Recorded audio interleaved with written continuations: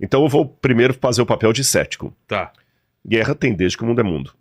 Verdade. Nunca paramos. O susto, não, mas agora pode ter uma guerra, era o mesmo susto quando Nagasaki e Hiroshima foram destruídas pela bomba atômica. E Jesus não voltou, não teve tribulação, coisa nenhuma. Quando teve também a peste negra na Europa, muita gente pensou que aquilo ali seria o fim do mundo. Um sinal, né? Um sinal, e não teve nada disso. Até agora, com esse eclipse que houve nos Estados Unidos, teve gente falando que era o fim do mundo e não houve. Então, como é que a gente pode seguramente olhar para essa situação agora e falar, não, agora pode ser, sendo que no passado tantos outros crentes se equivocaram? Logo depois da morte de Jesus também houve também algumas guerras, batalhas. Sim, que o pessoal devia estar pensando. Toda, guerra, terremoto, essas coisas sempre houveram. Então, como é que a gente pode ter certeza que é realmente o fim do mundo? Será que não é apenas um crente aí sensacionalista, alguma coisa assim? Nós vamos responder isso, claro, né? O Apocalipse capítulo 1, ele vai falando, e o 1 e 2, ele conta 7 cartas que são enviadas a 7 igrejas. E cada uma dessas cartas termina com uma promessa de que o vencedor vai estar na nova Jerusalém que vem do céu. Vou dar exemplos aqui. Apocalipse capítulo 2, versículo 7 diz assim: o vencedor darei o direito de se alimentar da árvore da vida, que se encontra no paraíso de Deus. Apocalipse 2, verso 11. O vencedor de modo nenhum sofrerá dano da segunda morte. Apocalipse capítulo 2, versículo, deixa eu pegar mais um aqui. Apocalipse capítulo 2, versículo 27. Com cetro de ferro governará as nações, assim como eu recebi a autoridade do meu Pai, lhe darei a estrela da manhã. Está falando todas as promessas sobre o céu. Quando você vai para o último capítulo do Apocalipse, ele repete todas aquelas promessas em Apocalipse capítulo 21. É mesmo? A mesma coisa. Vi descer do céu a Nova Jerusalém, da parte de Deus, no meio da praça tem a árvore da vida. Aí quando você vai para o capítulo 7, fala dos 144 mil que nós vamos estudar. Você vai para o capítulo 14, tem os 144 mil. Então, ele tem todo as mesmas coisas que você tem do capítulo 12 para trás, você tem do capítulo 12 até o 22. O capítulo 12 é o centro do Apocalipse. E tem, não sei se sai muito do assunto, mas 144 mil tem também relacionado aos judeus, né? Tem aqui, nós vamos chegar nele aqui. É um número importante, importante. Né? Por que 144? Nós vamos chegar nisso aqui. Tá bom. Então, entenderam que o Apocalipse está nessa forma. Então, não se assustem de profecias que estão do capítulo 1 ao 12 se repetirem do 12 em diante, porque ele está nessa forma de quiasma. Agora, ele começa então, Deus falando com João assim, João, o que você vê, escreve para as igrejas que estão na Ásia Menor. E Deus fala com João o seguinte, você vai escrever... Ásia Menor, região da Turquia... Turquia e Grécia, hoje. E aqui diz assim, olha, capítulo 1, verso 19. Escreve, pois, as coisas que você viu, passado, as que são, presente, e as que hão de acontecer depois dessas. Por isso que eu tenho uma visão do Apocalipse historicista. Claro, não faz sentido achar que tudo já passou, né? Exatamente, mas eu tenho que ser honesto com você que há teólogos que são preteristas, tem gente que é futurista, tem gente que é idealista. E se baseia também na Bíblia. Exatamente, mas tem várias passagens, eu só li essa aqui, que ele fala que são coisas que passaram, que estão sendo e que vão acontecer. Aí ele fala, tá bom, Senhor, e quais são as cartas? Escreve para 7 igrejas que estão na Ásia Menor. A igreja de Éfeso, Esmirna, Pérgamo, Tiatira, Sardes, Filadélfia e Laodiceia. Quando a gente vai para a Ásia Menor, um próximo passeio a gente tem que fazer junto, até o Saião tá doido de a gente fazer, a gente tá ensaiando alguma coisa. Só Éfeso? Só Éfeso. A gente tem que fazer as 7 igrejas. E dá, né? E não, fizemos um programa sobre isso, né? Foi muito legal. Exatamente. E fizemos, é verdade, fizemos um. Você tem ali 7 igrejas que João coordenava como se fosse a paróquia dele.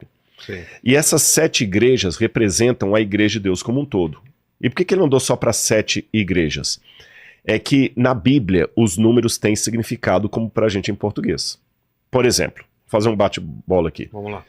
Se eu falar com você assim, aquele cara é nota 10, pode contratar. O que eu quis dizer? Bom, excelente. Se eu falar assim, nossa, que a menina é um 0 que ela vale. Um 0 à esquerda, né? 0 à esquerda, não vale nada. Quando pensa em sorte ou azar, que número que vem à mente? 13, sorte ou azar. O que mais que eu podia falar? Quando quer falar assim, olha, é muita gente, milhões de pessoas. Então a gente tem um significado para os números.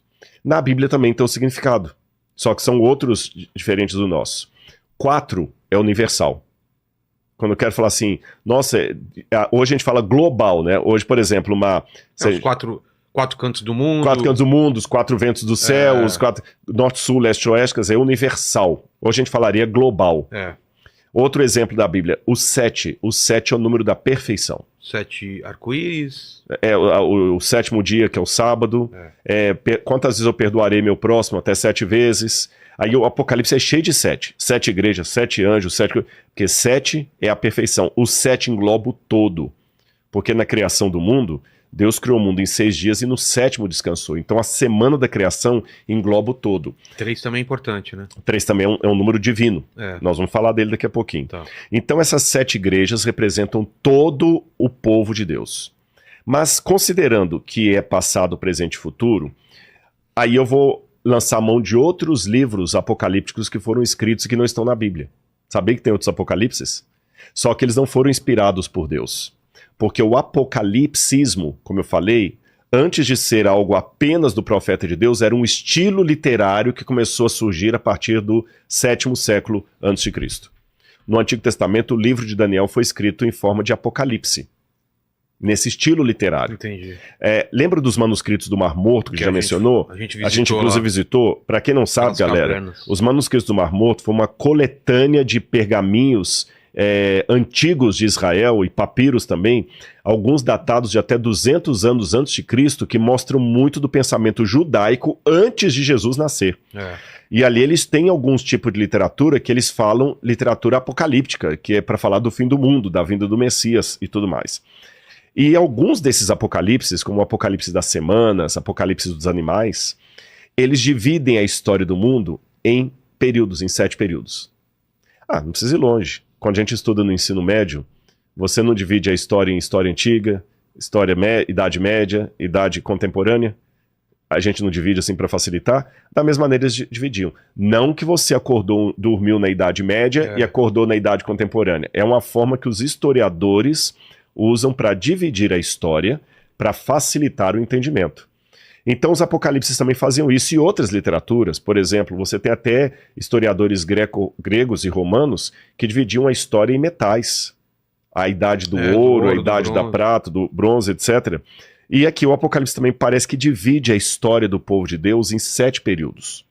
Essa foi a compreensão de muitos pais da igreja, foi a compreensão de muitos autores da Reforma Protestante, da Alta Escolástica, mas hoje está quase em desuso. Poucos teólogos ainda aceitam essa divisão. Eu ainda acredito que ela é válida.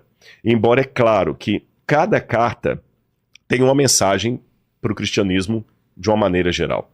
Mas elas parecem enunciar períodos da história da igreja. A gente teve lá em Aí, exatamente, olha que legal, São Rico Comeran. Essa aqui é a caverna número 4, é a mais linda que tem. A gente tava aqui, né? Tem um abismo exatamente. Aqui e a gente tá daqui conseguia ver esses cavernas. Nesses pedacinhos aí é que foram encontrados várias cópias do livro de Daniel. Tipo de um, como que chama? Onde estavam os manuscritos? Rolos. Não, mas eles estavam dentro de vasos de barro, grandes. Vasos de barro, exatamente.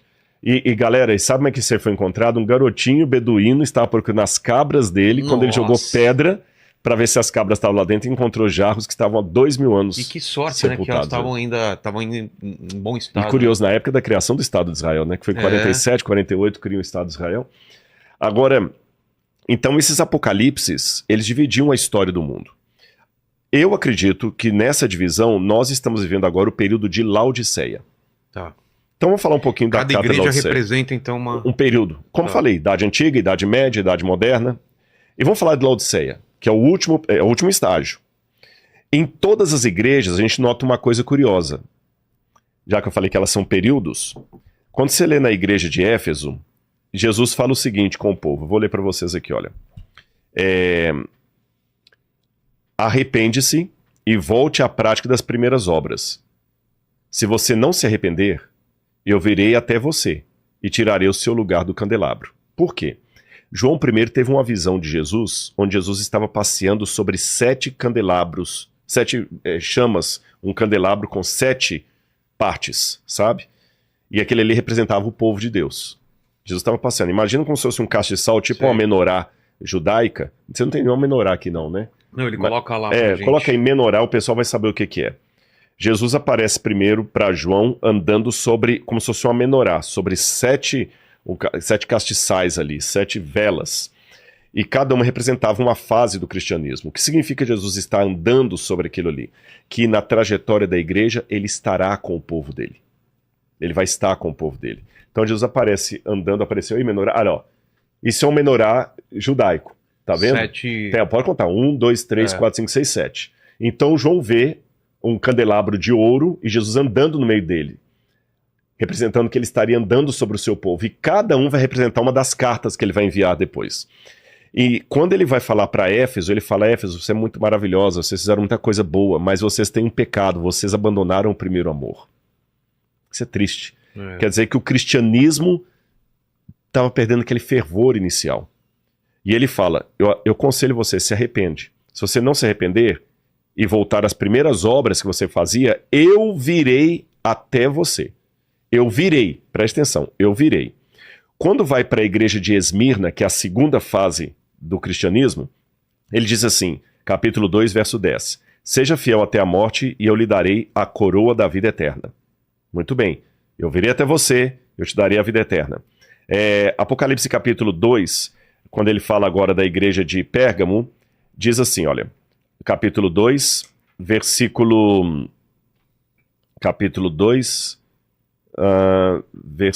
16. Portanto, arrepende-se, senão virei sem demora. Virei sem demora. Nota a mesma coisa, virei sem demora. A carta Tiatira, que é outro estágio da igreja, estamos andando no tempo. A carta Tiatira, ele também fala o seguinte, olha, Tiatira, capítulo 1, capítulo 2, versículo 25. Tão somente conserve o que você tem até que eu venha. Você está percebendo a ênfase no eu venho sem demora, até que eu venha? Quando a gente vai para a igreja de Sardes, o capítulo 3. Sardes, capítulo 3, versículo 3. Lembra-te do que você recebeu e ouviu, e guarde-o e arrepende-se. Se você não vigiar, eu virei como um ladrão, e você de modo nenhum saberá a hora em que eu virei sobre você. Quando vamos para a penúltima parte, Filadélfia, ele também fala a mesma coisa. Apocalipse capítulo 3, Apocalipse capítulo 3, versículo 11. Venho sem demora, conserve o que você tem para que ninguém tome a sua coroa. Você percebeu que nas 6 etapas da história da igreja cristã, Cristo está falando, eu virei, eu virei, eu virei. Quando chega a Laodiceia, ele não diz eu virei. Olha como está em Laodiceia. Apocalipse capítulo 3, versículo 20. Eis que estou à porta e bato. O que você entende? Então, mas não quer dizer que ele já veio. Não quer dizer que ele já veio, mas se ele tá vindo, e está na porta batendo, quer dizer que agora ele chega. Então o período da volta de Jesus é na igreja de Laodiceia. A proximidade. Porque dá um crescente. Eu estou chegando, Vilela, estou chegando. É igual você fala o Waze. Rodrigo, está vindo? O Waze está dizendo daqui meia hora. O Waze está dizendo agora 15 minutos. Tô na tua porta batendo. Tô na porta aqui. Vilela, libera a portaria para eu entrar. Já tá muito Acho perto. Que o exemplo é esse, entendeu? O Rodrigo já tá chegando aí, você pergunta pra Fábio, Rodrigo tá vindo? Olha, ele disse que o Waze está dando meia hora. O Waze está dando 20 minutos. O Waze está dando 15 minutos. Ligar lá da portaria, o Rodrigo chegou. Então, Laodiceia é o período da história do cristianismo que está iminentemente, assim, colado na volta de Jesus. Note que aqui não fala, guarda a tua coroa, eis que venho, sem demora, estou vendo, de modo não se saberá, estou à porta e bato. Então, se estamos vivendo no período de Laodiceia, estamos vivendo na fase mais importante do cristianismo, porém, é a fase mais triste.